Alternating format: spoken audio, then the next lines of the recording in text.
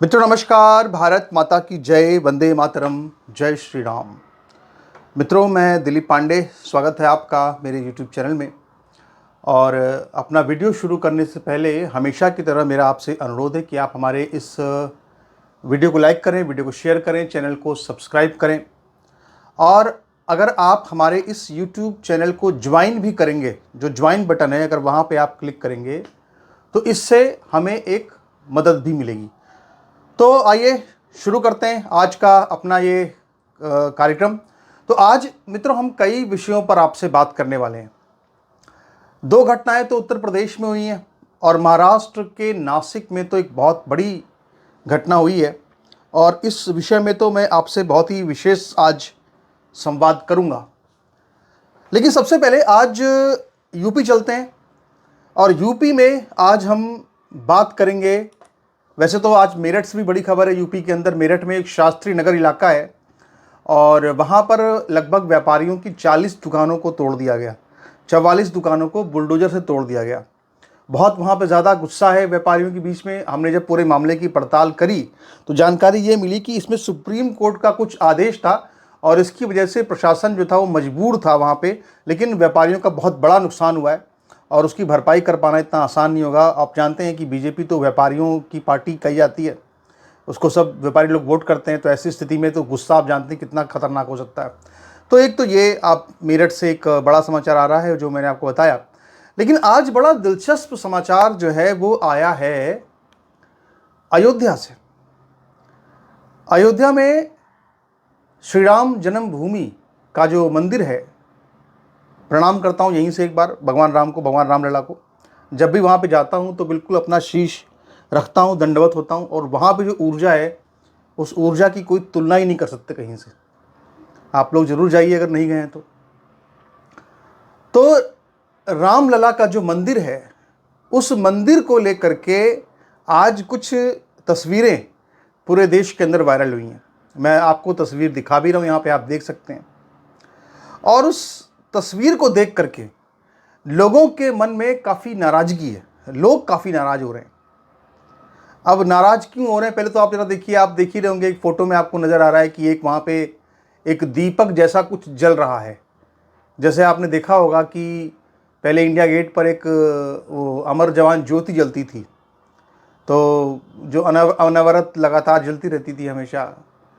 और एक तरह से वही शहीद स्मारक था उस वक्त, तो वहाँ पे एक ज्योति जलती थी हमेशा। तो एक वैसी ही ज्योति को यहाँ पर दिखाया जा रहा है। लेकिन ये ज्योति आर्टिफिशियल है, असल ज्योति नहीं है, आर्टिफिशियल है। और उसके आसपास जो है वो कुछ लोग बैठे हुए और वहाँ पे बैठ करके वो कुछ पूजा पाठ वगैरह भी कर रहे हैं। अब पता नहीं क्या पूजा पाठ कर रहे हैं, भगवान जाने। वहाँ पे ज्योति भी असली नहीं है।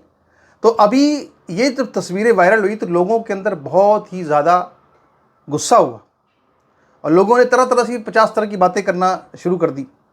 अब किसी ने उसमें ये कहा कि आप बताइए साहब, इतना भी मतलब क्या ऐसी स्थिति आ गई है कि ट्रस्ट के पास क्या पैसा नहीं है घी और तेल के लिए कि कम से कम एक ज्योति तो असली जला देते।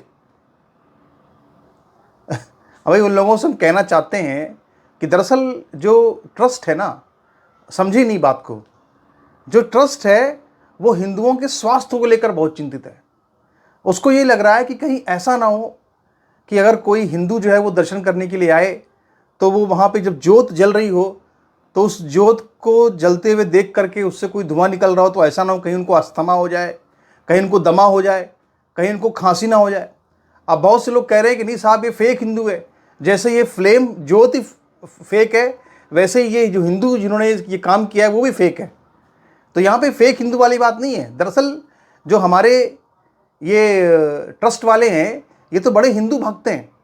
ये इतने हिंदू भक्त हैं कि इनको डर लग रहा है कि ऐसा ना हो कहीं कि कोई हिंदू बेचारा यहाँ पे आए और आ करके जब वो देखे कि यहाँ पे इस तरह की ज्योति जल रही है। अब आप सोचिए, हो सकता है किसी को उस ज्योति से जल जाए, कोई हो सकता है उसको डर लगे कि ऐसा ना हो, कहते हैं ना कि हवन करते हुए हाथ जल गए, तो कोई ऐसा ना हो कि ज्योति का दर्शन करते हुए हाथ जल जाए। तो इसीलिए जो है वो हिंदुओं की रक्षा के लिए, इनको पता नहीं है ये सब, दरअसल हिंदुओं की रक्षा के लिए ही तो ये सब किया है ताकि हिंदुओं को कोई दिक्कत ना हो, अस्थमा ना हो, खांसी ना हो। इसीलिए उन बेचारों ने जो है वो वहाँ पे वो फ्लेम लगा दिए, मतलब वहाँ पे नकली फ्लेम लगा दिए। ठीक है, अब कई लोग उसमें कह रहे हैं कि साहब ये चाइनीज़ है। अरे तो अपने यहाँ पे एक से एक यूनिवर्सिटी है, अपने यहाँ पे देखो आप साहब, अपने यहाँ पे वो गलगोटिया यूनिवर्सिटी है, कितनी बड़ी बड़ी यूनिवर्सिटियाँ हैं, कहीं से भी ला करके इतने बड़े बड़े वैज्ञानिक है वहाँ पे जो रोबोट बना दे रहे हैं, सोचिए आप। तो ऐसी फ्लेम बनाना जो है वो कौन सी बड़ी बात है, वो उन्होंने बना दी होगी। कहाँ से बता रहे हैं कि आप चाइनीज़ वगैरह कुछ नहीं है। लेकिन जो सबसे पूरी अगर आप देखें तो जब ये पूरा विवाद खड़ा हुआ और इसके बाद जिस तरह से इनको जो है निंदा का पात्र बनाया गया ट्रस्ट वालों को, ये जो ट्रस्ट है पूरा राम मंदिर चलाता है, तो इसके बाद इन लोगों ने सफाई भी दी है। और सफाई क्या दी है? सफाई ये दी है कि अरे नहीं, वो हमने जो कुछ भी किया है वो बिल्कुल वैदिक रीति रिवाज से, बिल्कुल मंत्रों के साथ, परंपराओं से किया है। वाह क्या बात है। मतलब मैं तो सोच रहा हूं कि कौन से ऐसे वैदिक रीति है, मतलब किस वेद में लिखा है कि अब जो है वो ज्योति घी से नहीं जलेगी, बत्ती से नहीं जलेगी, बल्कि अब वो जो है वो एलईडी लाइट से जलेगी। अच्छा, उफ, लगता है हमें ही कुछ गड़बड़ हो गई। अब तो इनके नए वेद आ गए ना। अब इनको वेदों से क्या मतलब है? इनको तो वो अंबेडकर वो पढ़ रहे हैं, अंबेडकर वाले ये तो हो गए ना। अब तो अंबेडकर वाले हो गए, ज्योतिबा फुले वाले हो गए, अब तो गुलामगिरी वाले हो गए। अब तो ये डिजिटल गुलामी कर रहे हैं। हर चीज़ में जो है इनको डिजिटल घुसेड़ना है। डिजिटल इंडिया है तो डिजिटल फ्लेम होगी, असली दिया नहीं होगा, डिजिटल फ्लेम होगी। और अब हो सकता है कि इनके वेद भी कुछ अलग ही हो गए हो, पता नहीं कौन से वो भीमवादी कोई वेद होंगे। हमने तो जो साम वेद, ऋग्वेद, यजुर्वेद, अथर्ववेद चारों देखे हैं, पढ़े हैं, उसमें तो कहीं भी इस तरह की किसी डिजिटल फ्लेम का वर्णन ही नहीं है। अब इनकी अपने कोई अलग वेद होगा जो किसी ज्योतिबा फुले ने लिखा होगा, किसी अंबेडकर ने कोई वेद लिखा होगा, वही ये वेद उन्होंने पढ़े हैं और उसी वेद में मिलेगा। ये मैं पक्का बता रहा हूँ, हम लोगों को जानकारी नहीं है, ये उसी वेद में मिलेगा। तो सबसे दुखद पहलू ये है जो आज मैं बता रहा हूँ आपको कि जब राम जन्मभूमि के लिए जो खून गिरा कार सेवकों का, जो खून 100% शुद्ध खून था, तो एक 100% शुद्ध जो है वो वहाँ पे देसी घी का दिया जलाने में क्या समस्या थी? क्या समस्या थी? आप इतना बड़ा ट्रस्ट चल रहा है, इतना चंदा आया है, अभी भी चंदा आता है, इतना चढ़ावा चढ़ता है, लेकिन सोचो आप घी का खर्चा नहीं निकाल पा रहे, आप दिए का खर्चा नहीं निकाल पा रहे। मतलब आपको इतनी तंगी हो गई पैसे की। हर मंदिर के साथ में देखा जाए तो कितनी गायें होती हैं, गोवंश होते हैं। आप गायों को पालिए और गायों से जो घी दूध निकलता है उसको उपयोग कीजिए। कितना सुंदर घी होता है, देसी घी। जब उसकी खुशबू आएगी जनता कहेगी कि हाँ हम गए थे, हमने वहाँ पे दिव्य ज्योति के दर्शन किए, एकदम शुद्ध घी से जल रही ज्योति के दर्शन किए, तो क्या ही बात होती। पर आपने क्या किया, वो आपने उस पर जो है एक वो लगा दिया, एक प्लास्टिक का टुकड़ा लगा दिया आपने, और प्लास्टिक का टुकड़ा उसको कल झाड़ देना, बस ज्योति गंदी, ज्योति झाड़ देना। ऐसे होता है क्या? क्या आपने हिंदू राष्ट्र का मजाक बना के रखा हुआ है? ऐसे काम होता है? हमारे यहाँ पे तो ज्योति का कितना बड़ा, ज्योति हमारे यहाँ पे कोई भी काम अगर होता है हिंदू धर्म में तो उसमें ज्योति का बहुत बड़ा महत्व होता है। पहले दीपक जलाते हैं, दीपक जलाकर कोई काम करते हैं। इन्होंने दीपक में ही अपनी जो है नकलीपना दिखा दिया। आप सोचिए, क्या ये अच्छा लग रहा है? इस तरह से किसी को नहीं अच्छा लगेगा। अब क्या उसमें लाइट जलाओ, दिया बटन दबाओ, दिया जल गया, बटन बुझाओ, दिया बुझ गया, ऐसे होता है क्या? अरे कम से कम आप में इतना बड़ा ट्रस्ट चला रहे हैं आप, इतना तो अनुशासन होना चाहिए था ना कि हम कम से कम एक ऐसा दिया जलाएं जो अखंड ज्योति जले। ये अखंड ज्योति अगर जलती हजारों सालों तक तो लोग कहते हैं कि साहब आज से 500 साल बाद की ये 500 सालों से अखंड ज्योति जल रही है, लोग ये कहते। आज आपने क्या किया? आपने वहां पे लाके चाइनीज पता नहीं क्या लाके वहां लगा दिया, चमकने वाला कोई एलईडी लगा दिया वहां पे। ये कोई तरीका है? और फिर आप कहेंगे कि हम साहब हिंदूवादी हैं। तो जैसे तुमने ये फ्लेम नकली लगाई है, जैसे तुम्हारे ऊपर वो अम्बेडकर का नशा चढ़ गया ना कि वो 22 प्रतिज्ञाएं ले ली अम्बेडकर ने, उसी की तुम जो है सब कर रहे हो, तो वैसे ही तुम्हारे मन में कहते विनाश काले विपरीत बुद्धि। काल जो है वो किसी के पीछे डंडा लेकर नहीं घूमता, काल सिर्फ बुद्धि को हर लेता है और इसके बाद व्यक्ति स्वतः नष्ट हो जाता है। क्यों? ये करने की क्या आवश्यकता थी आपको? और कहा यह जा रहा है वहां है क्या, दरअसल समझिए। जब राम मंदिर का निर्माण हो रहा था, श्री राम मंदिर का, उस समय निर्माण के वक्त में जहां पर रामलला विराजमान थे उस जगह को चिन्हित करने के लिए वहां पर उन्होंने एक फ्लेम वहां पर लगाई है, लेकिन वो फेक फ्रेम लगाई है। या तो वो फेक फ्रेम लगाते ही नहीं, वहां कुछ और कर देते आप, लेकिन आपने वहां पे एक फेक फ्रेम लगा करके अपना फेक पना दिखा दिया, और ये नहीं करना चाहिए था। तो एक तो ये आज उत्तर प्रदेश से बड़ा समाचार जो मैंने कहा आपको बताऊं। दूसरा मित्रों, एक बहुत बड़ा समाचार और भी अगर आप देखें तो महाराष्ट्र से आ रहा है, महाराष्ट्र के नासिक से आ रहा है। और नासिक में जो घटना है वो बहुत बड़ी घटना है।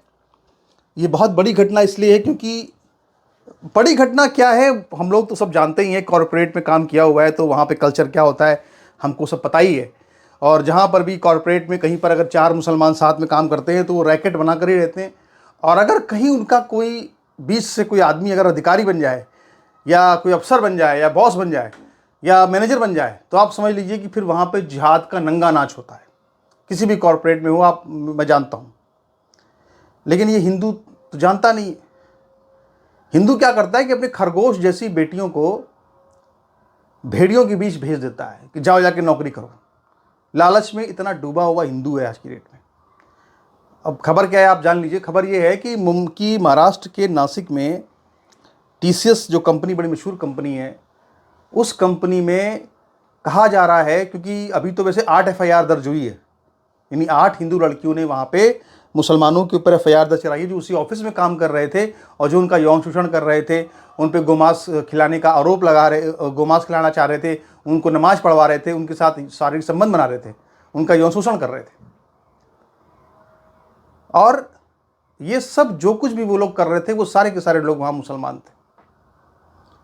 व्हाट्सअप ग्रुप बनाकर कंपनी में बाकायदा चैट करते थे ये लड़के मुसलमानों के आपस में कि किस लड़की को फंसाना है, कैसे कैसे फंसाना है, मस्ती किया करते थे व्हाट्सएप पर बना करके जो। और ना सिर्फ उन्होंने प्लानिंग की व्हाट्सएप ग्रुपों से, बल्कि उस प्लानिंग को अंजाम देते हुए, और लगभग 3-4 सालों से पूरा पूरा खेल चल रहा था। और जो लड़की थी, जो लड़कियां थी, वो जब जाती थी वहाँ एचआर में, तो टीसीएस में जो एचआर की वहाँ पे हेड थी वो भी कोई निदा खान थी, तो वो भी मुसलमान थी। तो वहाँ पे पूरे मुसलमानों की मिली भगत से, यानी कि आप सोचिए कि एक महिला थी, वो मुस्लिम महिला थी, फिर भी उसने वहाँ पे पूरा सहयोग दिया लव जिहाद के अंदर उनको फंसाने के लिए। कोई भी उनका लड़की का साथ नहीं दिया, जबकि वहाँ पौश भी था, सब कुछ था। तो फिर क्या, इससे लाभ क्या है? फिर पौश से क्या लाभ है फिर? तो ये सब कुछ वहाँ पे चल रहा था। और फिर मैं अगेन वही बात कहूँगा यहाँ पर कि आज की तारीख में अगर कोई हिंदू परिवार जो है कहीं पर लड़की का रिश्ता देखने जाता है तो कहता है कि साहब लड़की जो है वो कमाऊ होनी चाहिए, लड़की नौकरी वाली होनी चाहिए। यानी आज की डेट में हिंदू परिवार इतने बेगैरत हो चुके हैं, स्वाभिमान से इतने हीन हो चुके हैं कि उनको शर्म नहीं आती अधिकांश, कि वो जाते हैं तो वहाँ पर कहते हैं कि साहब हमको लड़की चाहिए कमाऊ। यानी जब तुम्हारे में लड़की में सकत नहीं है कि तुम एक लड़की को, एक पत्नी को अपने खिला सको, पिला सको, तो फिर तुम काहे को शादी कर रहे हो भाई? क्या मतलब फिर? लेकिन लालच सिर्फ ऐसा नहीं, पैसा कम है, पैसा खूब है, उड़ाने के लिए पैसा खूब है, ठीक है। शराब पीनी हो, दारू पीनी हो, बड़ी बड़ी कारें खरीदनी हो, उसके लिए खूब पैसा है। लेकिन जहाँ पर जो है और काम है तो पैसा नहीं है, फिर कहते साहब ने जॉब करनी पड़ेगी, घर में महिलाओं को जॉब कराएंगे।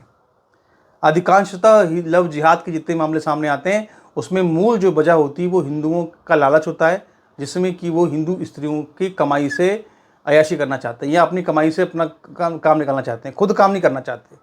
मेरठ में, खरखौदा में जो पहला केस सामने आया था लव जिहाद का, उस पहले केस में भी अगर देखा जाए तो उसमें भी जो जिम्मेदार था उसका बाप था लड़की का। क्यों? क्योंकि वो एक तो शराबी था, वो कोई काम करता नहीं था, और उसने अपनी बेटी को एक मदरसे में भेजा हुआ था पढ़ाने के लिए, टीचर। अब मदरसे में भेजा था तो लव जिहाद तो होना ही था। ऐसे तमाम केस, मोनालिसा वाला केस देखिए आप, उसका पिता उसको खुद हीरोइन बना रहा था पैसे के लिए। ये जो कभी कनका वाला केस चल रहा है, ये पूरा वही है, लड़की सोशल मीडिया से डॉलर कमा रही थी, वो माता पिता ऐशी कर रहे थे।